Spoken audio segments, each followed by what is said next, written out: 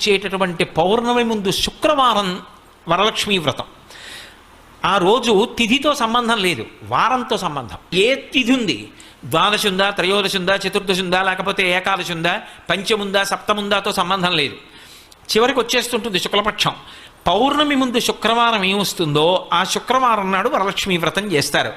వరలక్ష్మీ వ్రతం చెయ్యడానికి అసలు ఈ వ్రతం ఉన్నది అని మొట్టమొదట లక్ష్మీదేవి ఎవరికి చెప్పింది? చారుమతికి చెప్పింది. తెల్లవారు లేస్తే మనం కథ చదువుతాం.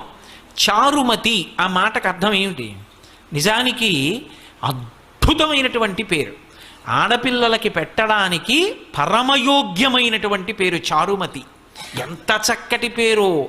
చారు అంటే సత్, మంచి అని, చాలా చక్కటి ఆలోచన కలిగినది, విశాల బుద్ధి కలిగినది. మతి బుద్ధి, మంచి బుద్ధి కలిగిన పిల్ల, దానికి అర్థం చారుమతి.